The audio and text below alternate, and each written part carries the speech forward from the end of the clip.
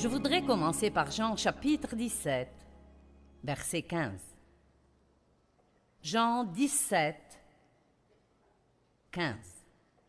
Jésus prit sa grande prière et il dit « Je ne te demande pas de les ôter du monde. » Il prie pour nous. « Je ne te demande pas de les ôter du monde, mais de les garder et de les protéger du mauvais. » Donc Dieu veut que nous soyons dans le monde, mais protégés du mal qui est dans le monde. Ils ne sont pas du monde, mondains. Pouvez-vous dire ça avec moi ce matin? Je ne suis pas mondain. Alors il dit, ils ne sont pas du monde, mondains, appartenant au monde, comme moi je ne suis pas du monde. Consacre-les, purifie-les, sanctifie-les, mets-les à part pour toi et rends-les saints par la vérité. Ta parole est vérité. Nous avons appris hier soir que quand nous recevons Christ, nous devenons sanctifiés, mais nous devons manifester cette sainteté pour que les gens du monde commencent à voir comment est Dieu, et ça se fait par la vérité, en connaissant la vérité de la parole de Dieu. Maintenant, j'aime le verset 18. « Comme tu m'as envoyé dans le monde, je les ai aussi envoyés dans le monde. » Eh bien, comment le Père a-t-il envoyé Jésus? Pourquoi l'a-t-il envoyé?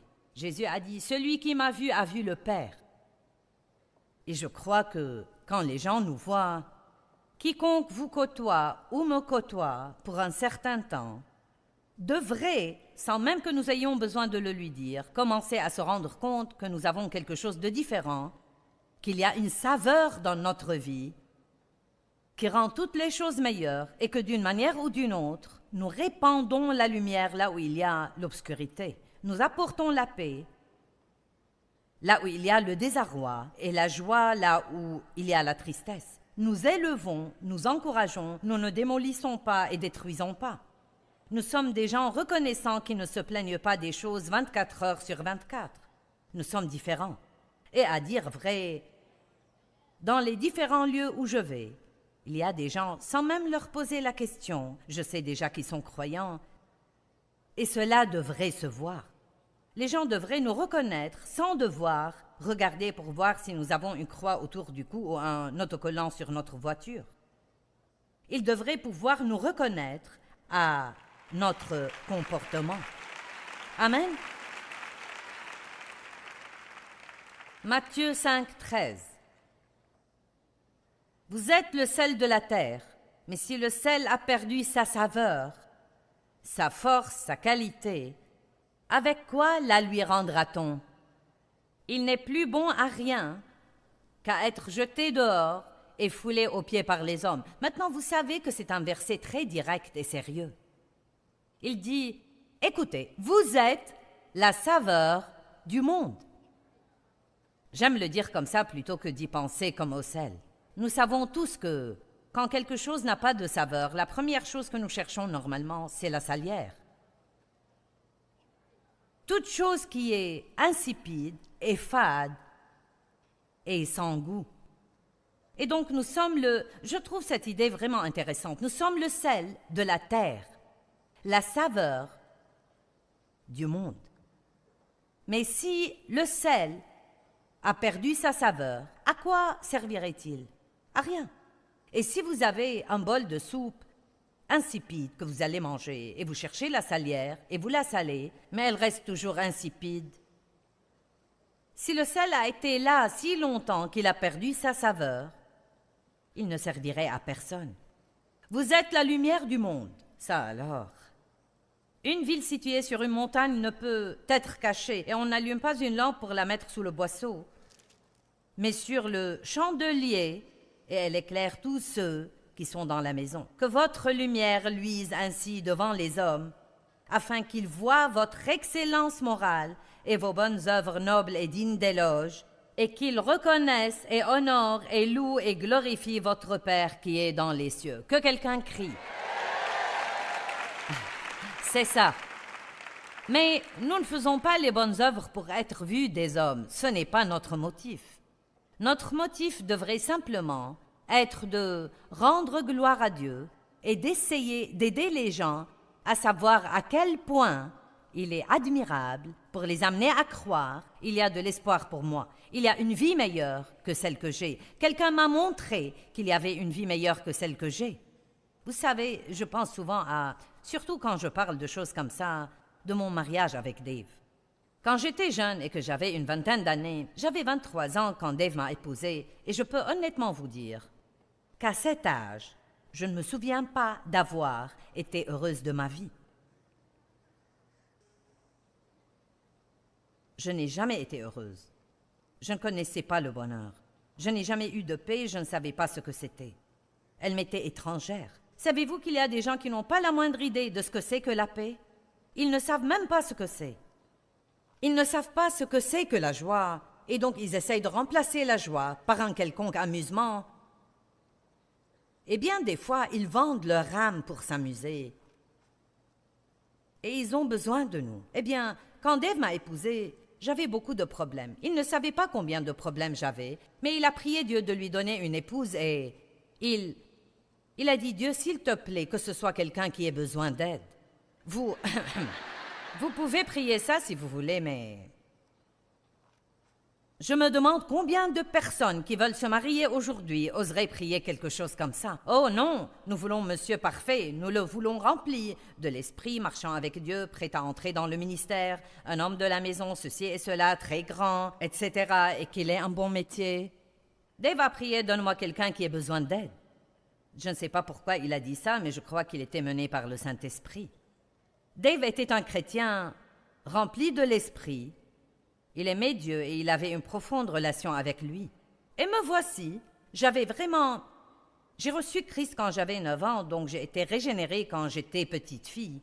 Mais on a abusé de moi et mon père ne nous laissait pas aller à l'église et de temps à autre, il me laissait aller à l'église avec des parents ou des amis au bout de la rue parce qu'il voulait que je sorte de la maison le dimanche matin pour que lui et ma mère puissent avoir la maison à eux. Et il était vraiment méchant. Donc, bien que j'eusse reçu Christ quand j'étais jeune, je n'avais jamais eu d'enseignement ni de formation.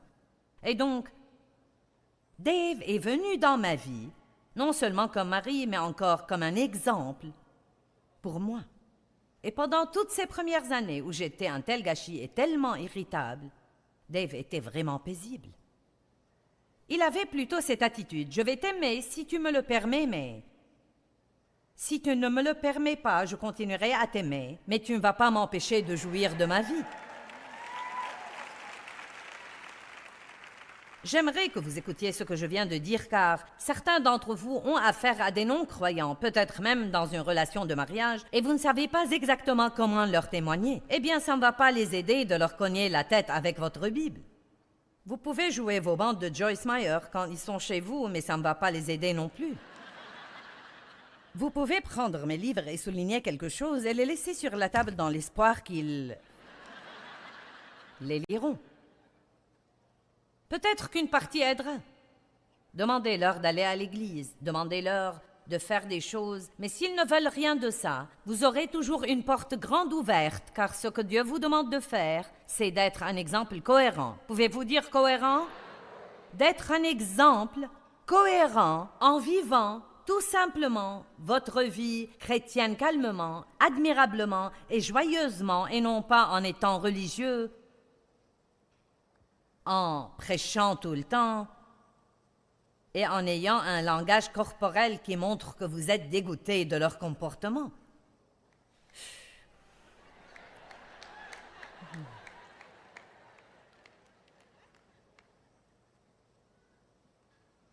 Je me rappelle que je ne comprenais pas ça. C'était comme « Pourquoi tu ne me gifles pas » ou quelque chose comme ça.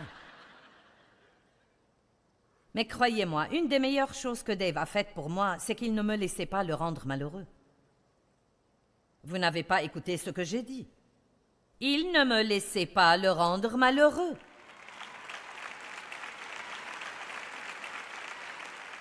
Et les gens ne sauront pas que faire de vous, et le diable ne saura que faire de vous, quand ils font tout leur possible pour vous rendre malheureux, et vous leur pardonnez, vous restez paisible. Et je crois que c'est un enseignement qui devrait être répandu et je travaille sur quelques trucs dans mon cœur maintenant comme quoi, quand vous souffrez à cause des gens, la meilleure réponse que vous puissiez donner, c'est de continuer à être ce que vous êtes. Ne laissez pas les gens vous changer. Restez les mêmes et croyez-moi, votre témoignage cohérent les changera finalement. Je n'avais jamais vu de cohérence et Dave était cohérent. Je ne savais pas ce qu'était la paix et Dave était paisible. Et finalement, j'ai pensé que je devais avoir ça. Et j'étais déjà chrétienne, j'allais à l'église avec Dave tout le temps, mais parce que la puissance de Dieu ne fonctionnait pas dans ma vie comme il fallait, je ne savais pas surmonter mes problèmes. Et l'exemple de Dave était extrêmement important pour moi. Non, mais la Bible parle même de femmes. Et si votre mari est un homme non-croyant, vous savez, il peut être sauvé par votre vie de piété, mais vous savez, ne le prêchez pas tout le temps et ne le harcelez pas. Vivez simplement votre vie de piété. Je vois que vous aimez ça. Maintenant, 2 versets que nous allons voir très rapidement. Nous en parlerons un peu plus tard, mais vous devez voir ces 2 versets. Nous allons parler ce matin de la voie de la conscience, car comment pouvons-nous sortir dans le monde et donner le bon exemple aux gens sans le Saint-Esprit qui travaille et travaille dans nos vies tout le temps pour nous alerter à l'instant où nous commençons à faire quelque chose qui déplaît à Dieu? Nous n'avons aucun moyen. Vraiment, maintenant nous connaissons la parole, mais bien que je connaisse la parole, je suis toujours capable de me mettre en colère. Et vous savez, si je suis en public et que quelqu'un est impoli avec moi, la première chose qui monte en moi, c'est... Mais je sais, dans ma conscience, ce n'est pas bien. Calme-toi, sois stable. Nous devons apprendre à obéir à notre conscience. Une autre façon de le dire, c'est d'obéir au Saint-Esprit, à la direction du Saint-Esprit. Mais notre conscience est éclairée par le Saint-Esprit pour nous alerter quand nous faisons le bien et quand nous faisons le mal. Nous devons apprendre. Maintenant, je veux que ce soit le thème principal de ce message. Suivez la paix à tout moment. Si vous n'avez pas de paix à propos de ce que vous faites ou de la façon dont vous vous comportez, à ce moment-là, ne le faites pas.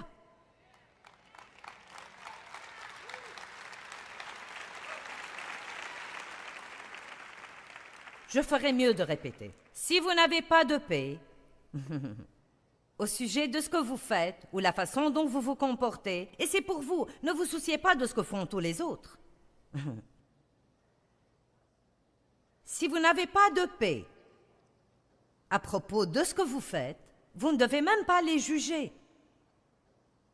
Ce que vous devez faire, c'est de vous assurer à tout moment que vous gardez la paix.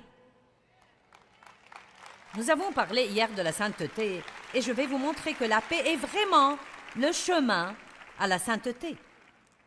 Tant que nous restons paisibles, nous serons sur le chemin de laisser cette sainteté que Dieu a mise en nous se manifester. Nous allons voir encore quelques versets. Actes 23, 1. L'apôtre Paul. Donc Paul, les yeux fixés sur le conseil, le Sanhédrin, a dit « Frères, j'ai vécu devant Dieu et je me suis conduit envers Dieu avec une conscience sans aucun reproche jusqu'à ce jour. » J'aime ça. N'est-ce pas vraiment puissant? Les gens vous jugent et vous critiquent car vous êtes capable de dire ou de penser « Ma conscience est tranquille devant Dieu. »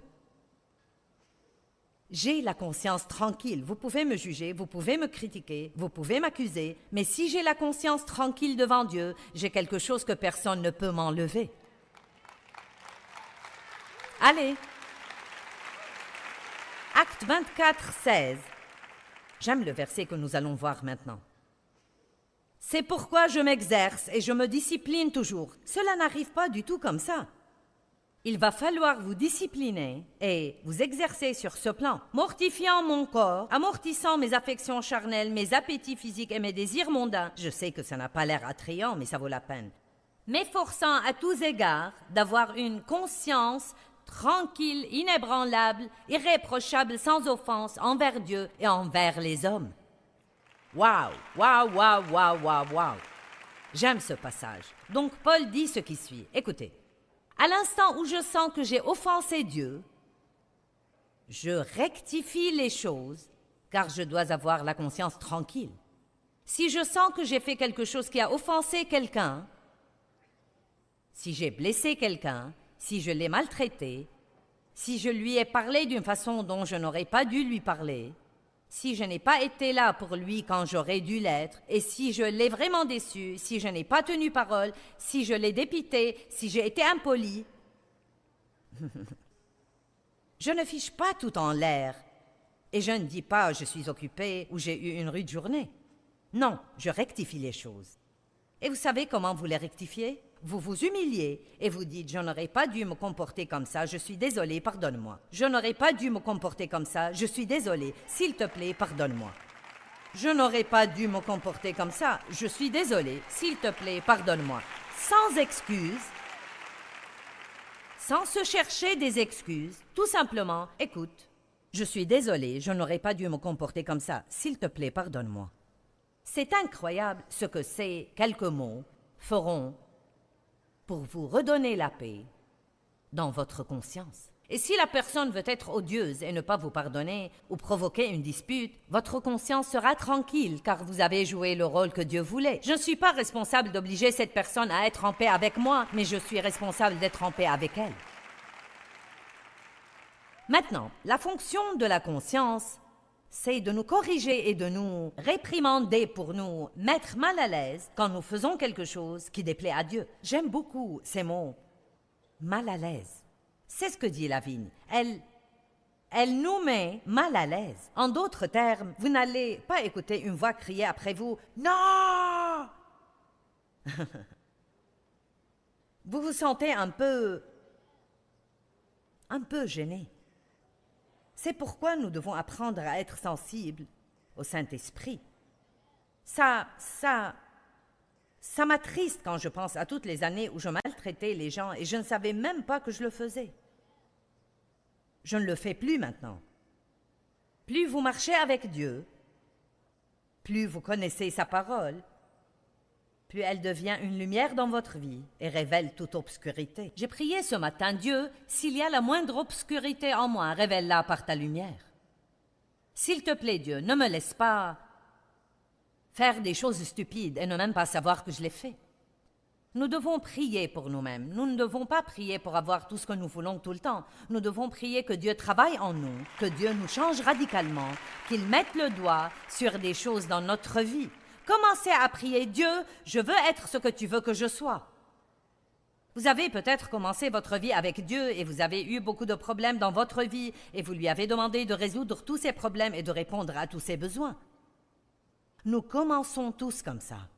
Mais je ne peux pas vous laisser terminer de cette façon. Je dois vous dire qu'il est temps de faire un revirement. Il est temps de commencer à dire « D'accord Dieu, je ne vais pas me soucier de ce que font tous les autres. Je ne vais même pas me soucier d'avoir tout ce que je veux. Je veux simplement que les choses soient justes entre toi et moi. Je veux grandir. Je veux être tout ce que tu veux que je sois.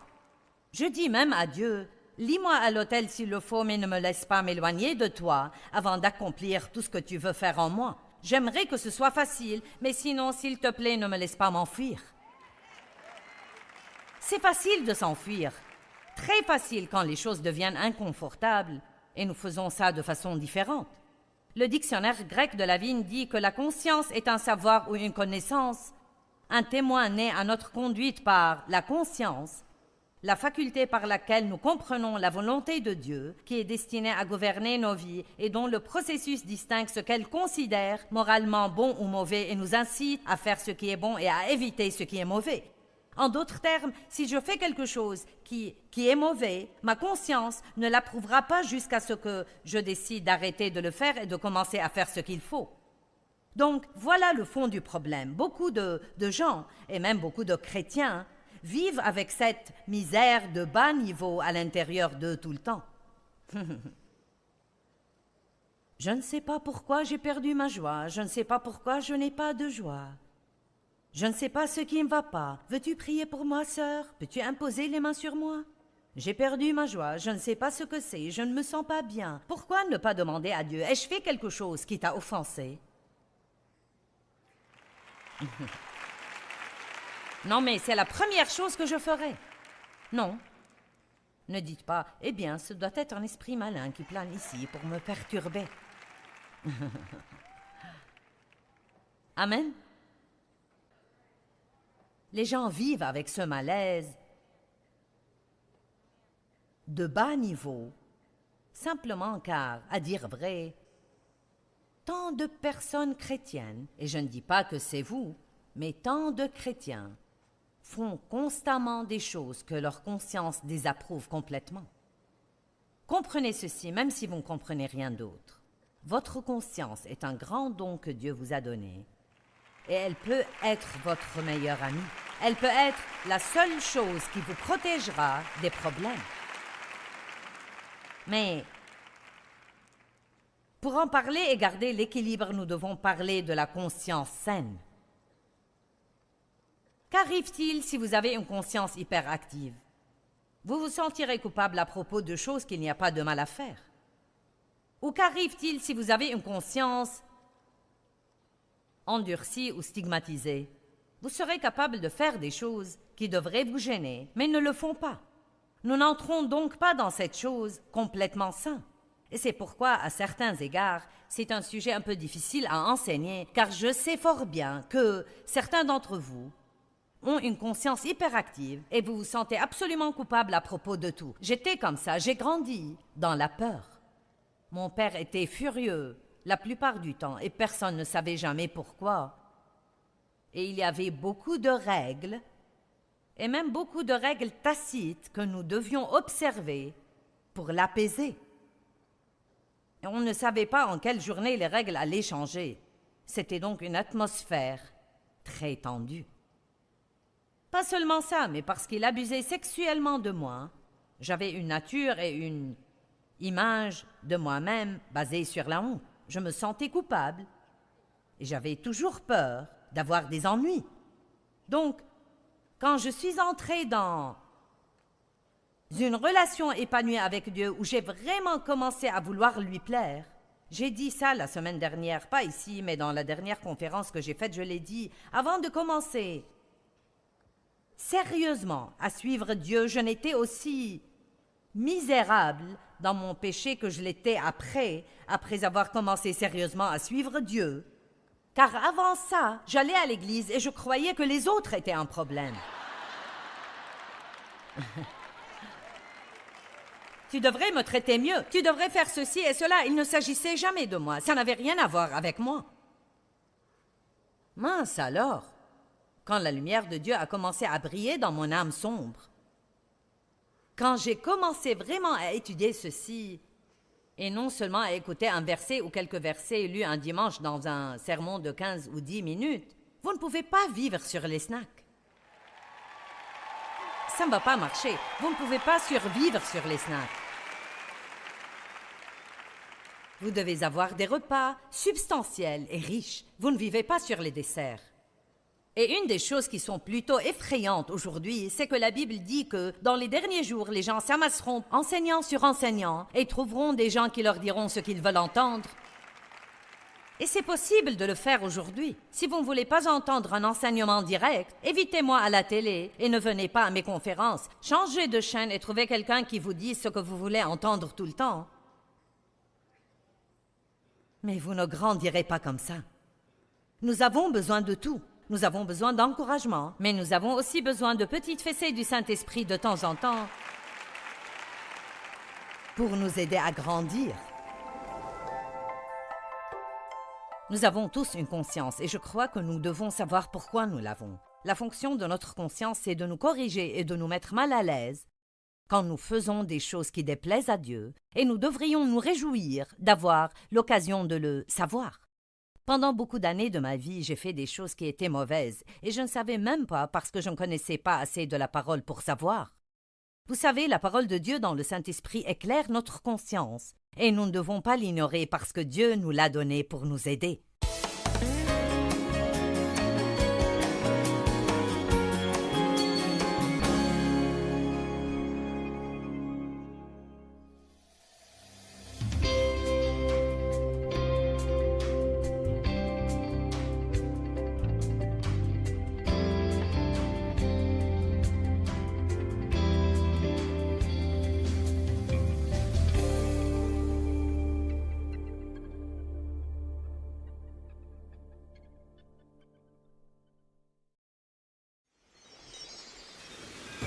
Il y a une différence entre l'avoir comme sauveur et l'avoir comme Seigneur. Vous pouvez être en route pour le ciel sans avancer Dieu en rien pendant que vous êtes là.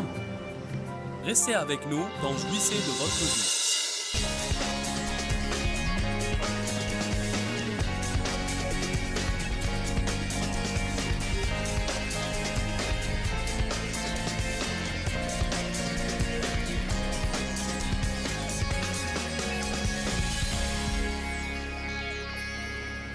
Quand tu fais l'aumône, ne sonne pas de la trompette devant toi comme font les hypocrites dans les synagogues. Je crois qu'ils faisaient vraiment ça. Imaginez-vous sortant avec votre trompette. Et quand tout le monde vous regarde, vous dites « Je vais maintenant faire l'aumône ». Je veux dire, ces Parisiens devaient être vraiment ineptes. J'ai mes problèmes, mais je n'en suis pas encore tout à fait là.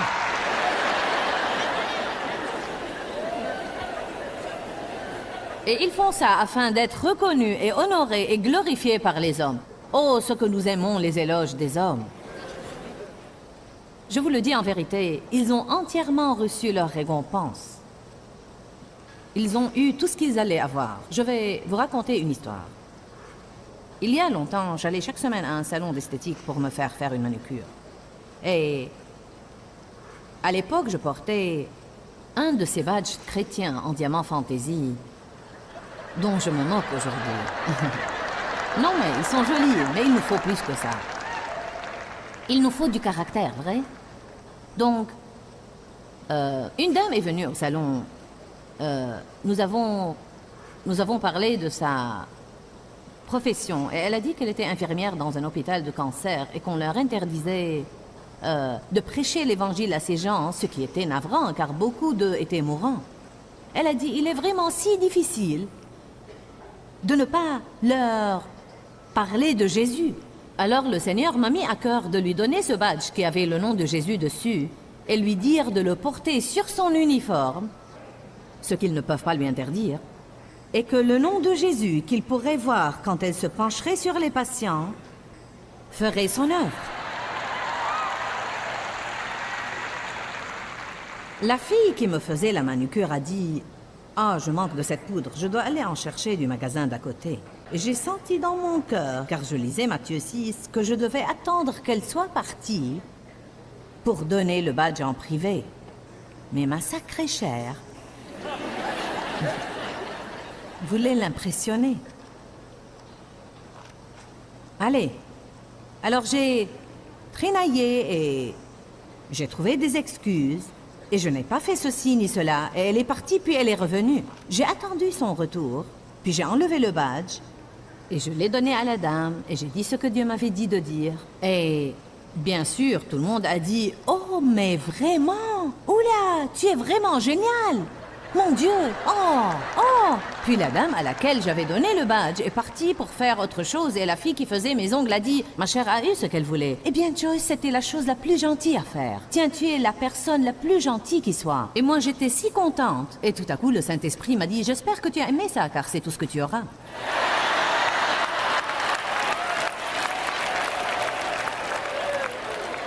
Toutes les récompenses que tu aurais eues de moi, tu les as perdues. J'espère que tu as aimé les éloges.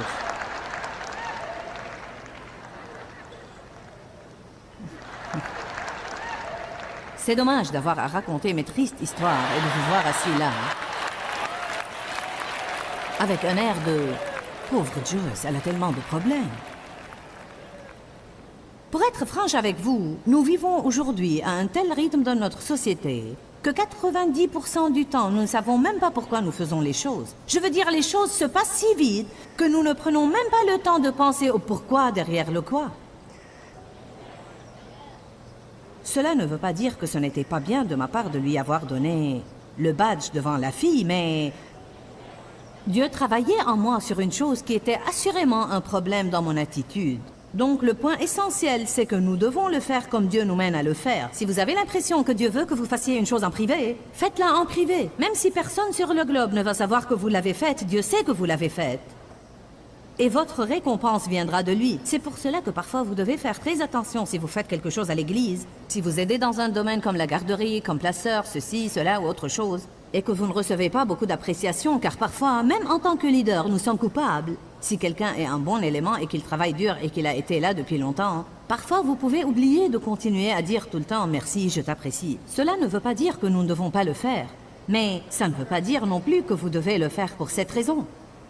Cela veut dire que vous devez le faire car vous croyez que Dieu vous dit de le faire. Donc si vous êtes mécontent et que vous dites « Dieu soit loué, personne ne me prête aucune attention, personne ne me dit même pas merci, je ne vais plus faire ça », cela doit être la commencée. Je vois de drôles de regards. Nous devons y penser, n'est-ce pas? Verset 3. Quand tu fais l'aumône, que ta main gauche ne sache pas ce que fait ta main droite. Que veut dire cela? Ça veut dire qu'après avoir fait la charité, quand vous rentrez chez vous, ne vous y complaisez pas, même mentalement. Allez maintenant. Il y a une personne ici qui est d'accord avec moi. Elle m'encourage. Allez, merci. Très bien. Elle est d'accord avec moi en tout point. Tu dois avoir mon esprit, vous savez. Tu as le même type de personnalité. Vous savez de quoi je parle. Nous aimons passer tout en revue. Oh, j'ai fait ceci, puis ils ont dit cela, et j'ai fait ceci, et ils ont dit cela. Juste oublie ton merveilleux moi.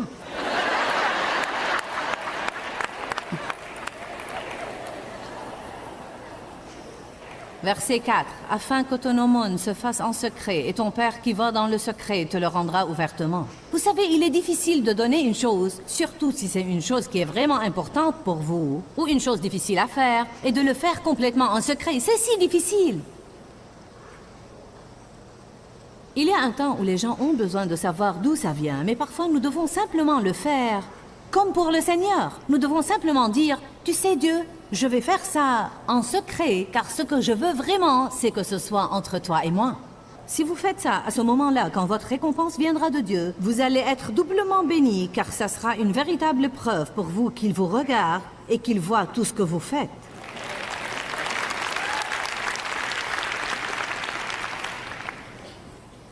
Verset 5. Lorsque vous priez, ne soyez pas comme les hypocrites, qui aiment prier debout dans les synagogues et les carrefours afin d'être vus des hommes. Je vous le dis, ils ont entièrement reçu leur récompense.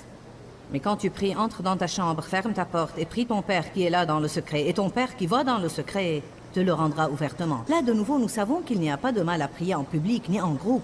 En fait, il dit toujours, si vous le faites pour être vu des hommes, personne ne le sait, sauf la personne concernée. Je suis la seule à le savoir en ce qui me concerne. Ça nous prend juste un peu de temps pour être honnête envers nous-mêmes. En fait, une des premières leçons que le Saint-Esprit m'a données était depuis 28 ans. Quand j'ai été baptisée dans le Saint-Esprit en février 1976 et quand je suis tombée amoureuse de la parole de Dieu. J'avais été chrétienne auparavant, mais pas sérieuse. J'étais une pratiquante charnelle, et il y a une différence. Mais quand je me suis vraiment donnée complètement au Seigneur, il y a une différence entre l'avoir comme sauveur et l'avoir comme Seigneur. Vous pouvez être en route pour le ciel sans avancer Dieu en rien pendant que vous êtes là. Le point essentiel, c'est que Dieu nous laisse là pour être sel et lumière, afin que les autres puissent voir notre vie et vouloir ce que nous avons. Le seul moyen de réaliser ça, c'est de mener une vie qui est entièrement agréable au Seigneur et de vouloir lui plaire en toutes choses. Amen. Donc, nous devons faire les choses pour le Seigneur et non pour les hommes. Puis il continue en disant, tout ce que vous faites, que ce soit prier ou donner ou n'importe quoi, faites-le pour un bon motif. D'accord. Notre récompense vient de Dieu, mais tout dépend de notre motif. Ce n'est pas notre œuvre qui détermine notre récompense, c'est notre motif pour la faire qui détermine notre récompense. C'est pour cela que Dieu parle de la femme qui a donné le tout petit peu d'argent, que la Bible appelle le sou de la veuve. Et il l'a récompensée énormément, car vraiment, en réalité, elle a tout donné. Elle a donné beaucoup plus que les personnes riches, car parfois, il ne s'agit pas de ce que vous donnez, il s'agit de ce qui vous reste après avoir donné. Si quelqu'un a 100 $ et qu'il donne 10 $, et quelqu'un a 1 $ et il donne 1 $, aux yeux de Dieu, celui qui a donné 1 $ a donné plus que celui qui a donné les $10, car son sacrifice est le plus grand. Jean chapitre 12. Vous savez quoi? Mettez un marque-page. Je veux jeter un coup d'œil sur Éphésiens 6. Éphésiens 6, versets 6 à 8. Ça commence vraiment au verset 5. Il dit « Serviteurs, obéissez à ceux qui sont vos maîtres, leur témoignant du respect, tenacement et de tout votre cœur comme à Christ. » C'était le verset 5. Non pas sous leurs yeux, parce qu'ils vous surveillent comme pour plaire aux hommes, mais comme des serviteurs de Christ faisant la volonté de Dieu, de bon cœur et de toute votre âme. Servez-les avec diligence et de bon gré comme pour le Seigneur et non pour les hommes, sachant que selon ce qu'il aura fait de bien, chacun recevra sa récompense du Seigneur, qu'il soit esclave ou qu'il soit libre. J'ai pensé à un exemple. Je me rappelle que quand j'étais femme d'intérieur et que je cuisinais un plat et que je travaillais dur sur ce plat, et vraiment, Dieu ait pitié de ma famille s'il se mettait à table sans me dire combien il était délicieux. Allez, bon. Mais voyez, j'aurais pu m'épargner beaucoup de nuits de colère et beaucoup de crises de colère si j'avais servi ma famille comme pour le Seigneur, au lieu de le faire pour qu'il me complimente et me dise que j'étais merveilleuse parce que j'ai fait ce que j'ai fait. Est-ce que quelqu'un fait le rapprochement ici? Ou suis-je la seule personne à avoir parfois ces mauvais motifs? Nous menons une double vie. Nous avons cette vie que nous vivons à l'extérieur et cette vie que nous vivons à l'intérieur. Nos œuvres sont notre réputation auprès des gens, mais l'attitude de notre cœur est notre réputation au ciel auprès de Dieu. Nous devons nous soucier davantage de notre réputation au ciel qu'ici sur terre. Il est étonnant combien de fois nous changeons notre cours parce que nous pensons que les gens n'aiment pas ce que nous faisons. Nous devons vivre pour être agréables au Seigneur, pas aux hommes. Jean chapitre 12.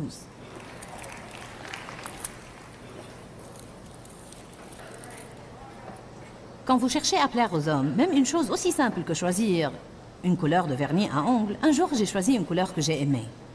En fait, je mets le rouge presque tout le temps. J'aime vraiment le rouge ou quelque chose avec beaucoup de fuchsia. Et une fille faisait mes ongles et elle ne cessait de me dire « Oh, tu mets la même couleur tout le temps. Pourquoi ne mets-tu pas celle-là » J'avais choisi la couleur que j'aimais. Elle a dit « Non, non, non, non, non, non, elle ne te va pas. Elle n'est pas jolie. Tu dois mettre cette couleur-là. » J'ai failli changer, puis j'ai pensé « Attends un instant. Ce sont mes ongles, je te paye pour les faire. » Tu ne me verras pas avant la prochaine fois, donc que peut bien te faire la couleur de mes ongles? Ouf. Combien de vous se rendent compte que vous devez parfois combattre pour votre liberté? Même dans les petites choses, vous devez combattre pour votre liberté. Les choses que nous faisons parfois pour faire plaisir aux gens n'ont vraiment aucun sens. Jean 12, verset 42. Cependant, malgré tout ça, plusieurs, même parmi les chefs, les autorités et les nobles, crurent en lui. Mais à cause des pharisiens, ils n'en faisaient pas l'aveu dans la crainte s'ils le reconnaissaient d'être exclus de la synagogue. Oh oh, nous y voilà, plaire aux hommes. Des gens qui ont cru en Jésus, mais il valait mieux ne pas dire qu'ils croyaient en Jésus car ils risquaient d'être expulsés du groupe. Peut-être que personne ne mangerait avec moi s'ils savaient que je suis chrétien, et il vaudrait mieux que je ne lise pas ma Bible au déjeuner, sinon tout le monde va savoir que je suis chrétien et peut-être qu'ils ne voudraient plus de moi. Car ils aimèrent l'approbation, les éloges et la gloire qui viennent des hommes, plus que l'approbation, les éloges et la gloire qui viennent de Dieu. Ils tenaient à leur mérite auprès des hommes, plus qu'à leur mérite auprès de Dieu. Maintenant, c'est triste, n'est-ce pas? L'apôtre Paul a dit dans Galates 1:10, je ne vais pas vous demander d'y ouvrir, mais il dit, si j'en étais encore à essayer de plaire aux hommes, je ne serais pas en ce moment un apôtre du Seigneur Jésus-Christ. Parfois, nous ne pouvons pas porter tout le monde à nous aimer et faire la volonté de Dieu. Je le dirai à nouveau, nous devons vivre pour le Seigneur et nous devons vivre pour lui être entièrement agréable et ne pas chercher à plaire aux hommes. Saviez-vous que Saul cherchait à plaire aux hommes et que c'est pour cela qu'il a perdu son royaume? Le saviez-vous? Saul n'aurait jamais dû être roi, pour commencer, car quand ils l'ont cherché afin de l'oindre, il était caché près des bagages. Ils ont dû aller le chercher. Il était un homme craintif, qui manquait d'assurance, qui se souciait beaucoup plus de ce que les gens pensaient de lui que de ce que disait Dieu. Ils ont choisi Saul parce qu'il était grand et qu'il était beau. Dieu n'a jamais voulu qu'ils aient un roi pour commencer. Si vous allez à 1 Samuel, vous pouvez lire tout ça. Dieu a dit, je veux être votre chef. Je veux que vous vous tourniez à moi pour vous conseiller. Mais vous avez dit, oh non, donne-nous un roi. Il a dit, qui voulez-vous pour roi? Il voulait ce type qui était grand et beau. Mais quand ils sont allés le chercher, il était caché. Il ne voulait rien à faire avec ça. Il avait peur du peuple. Puis si vous suivez les histoires sur Saul, Dieu lui avait dit de ne pas faire certaines choses, mais il est allé les faire quand même. Quand Samuel lui a dit « Pourquoi as-tu fait ce que Dieu t'a dit de ne pas faire ?» Il a dit « Le peuple a commencé à s'éparpiller et j'avais peur de perdre le peuple. » Samuel a fini par prophétiser sur lui et lui dire « Aujourd'hui le royaume te sera enlevé. » Laissez-moi vous dire une chose, celui qui veut être tout ce que Dieu veut qu'il soit doit ne pas se soucier que les gens aiment ou n'aiment pas tout ce qu'il fait. Pouvez-vous vous imaginer dans une position comme la nôtre et essayer de plaire aux gens tout le temps? Certains pensent que les réunions sont courtes, certains pensent que les réunions sont longues. Certains n'aiment pas l'éclairage. Ils veulent me voir à l'antenne, mais ils n'aiment pas l'éclairage. Vous ne pouvez pas passer à l'antenne sans éclairage. Je n'aime pas l'éclairage, il gêne mes yeux. J'ai chaud avec. Mais c'est une partie de ce que nous devons supporter. Quand nous avons passé notre nouveau programme à la télé, je savais ce qui m'attendait. Certains l'ont aimé, certains ne l'ont pas aimé, certains aiment ceci, certains n'aiment pas cela. Et vous savez quoi? Je me souciais de tout cela auparavant et cela peut vous rendre vraiment fou. M'entendez-vous? Cela peut absolument vous rendre fou si vous l'essayez. Comment quelqu'un qui est devant tout ce monde pourrait faire une chose qui plaira à tout le monde? Tôt ou tard, vous devez prendre votre décision. Je vais contenter Dieu. Tant qu'il est content, il est le seul avec qui je vais avoir à m'accommoder à jamais. Donc, si Dieu est content, et vous savez quoi? Si Dieu est content, laissez-moi vous confier un secret. Si Dieu est content, vous serez content car il vit en vous. Une grande partie des raisons pour lesquelles nous ne nous sentons pas contents tout le temps et nous n'avons pas de joie, c'est que nous avons attristé Dieu en suivant les gens au lieu de le suivre. Quand je dis tout ça, je ne vous dis absolument pas d'aller à l'autre extrême et d'avoir une attitude belligérante.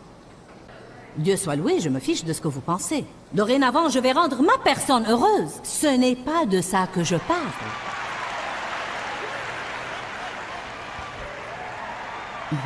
Je clarifie cela car je ne veux pas que les gens perdent l'équilibre.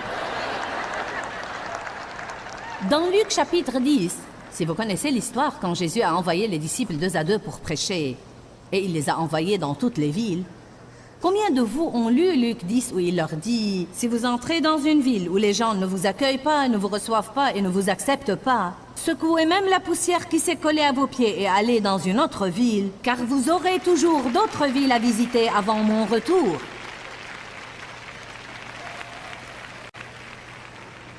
Mon Dieu, n'en ai-je pas tiré un message pour ma vie depuis des années, car il semblait que chaque fois que je me retournais, le diable m'arrêtait avec le rejet. La toute première fois où je suis sortie dans les rues de Saint-Louis pour le service du ministère, je donnais une étude biblique à la maison, mais je sentais que je devais m'engager avec mon église. On faisait beaucoup le ministère des rues à l'époque. Ce n'était vraiment pas pour moi, je n'aimais pas vraiment ça, mais je voulais le faire pour le Seigneur. Alors nous prenions nos enfants dans les rues du centre-ville de Saint-Louis les samedis après avoir travaillé toute la semaine. Et nous distribuons des traités en un temps glacial. La toute première fois que je suis sortie, le tout premier traité que j'ai essayé de donner à quelqu'un, il l'a arraché de ma main et a dit « Je ne veux pas de cette fichue chose ». Eh bien, j'avais 2 choix. Je pouvais soit ranger mes traités et rentrer chez moi, car j'étais si embarrassée et je me sentais si insensée, soit continuer à faire ce que j'avais l'impression que Dieu me disait de faire. Peut-être que certaines de ces choses dans mes débuts sont la raison pour laquelle je suis là aujourd'hui. Je crois que beaucoup de fois, Dieu nous donne des tests pour voir si nous allons lui obéir ou si nous allons suivre les gens. Et souvent, nous suivons les gens et nous finissons par perdre la récompense que Dieu nous réserve pour notre vie. Donc vous devez secouer l'opinion que les gens se font de vous et commencer à faire ce que vous avez l'impression que Dieu veut que vous fassiez. Faites ce que vous faites pour le Seigneur. Allez à Colossiens chapitre 1, verset 10.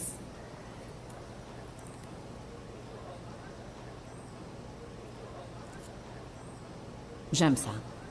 Si nous ne lisions aucune autre écriture sauf celle-là toute la nuit, elle est suffisante. Vous devez la souligner et la colorier d'au moins 3 couleurs. Pour que vous meniez, que vous viviez et que vous marchiez d'une manière digne du Seigneur, lui étant entièrement agréable et désirant lui être agréable en toutes choses. Je ne vais même pas lire le reste. C'est si beau. Nous devons vivre d'une manière où nous sommes entièrement agréables au Seigneur, désirant lui plaire dans tout ce que nous faisons. La Bible dit « Glorifiez Dieu dans votre corps ». Glorifiez-le avec ce que vous mangez, glorifiez-le avec votre attitude. Je crois que nous devons glorifier Dieu dans notre manière de nous habiller. Je crois que tout ce que nous faisons doit glorifier Dieu. Amen. Je veux faire une autre remarque. Une des choses qui nous attire beaucoup d'ennui, c'est que nous essayons si souvent de faire des choses pour les gens, puis nous nous attendons à ce que les gens fassent quelque chose pour nous en retour. Écoutez-moi bien.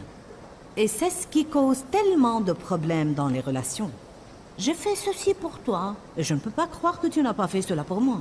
Ou si nous ne le disons pas, nous le pensons. Je ne peux pas croire qu'après toutes les choses que j'ai faites pour toi, que tu me traites maintenant de la sorte. Ce sont des espérances fausses et peu réalistes,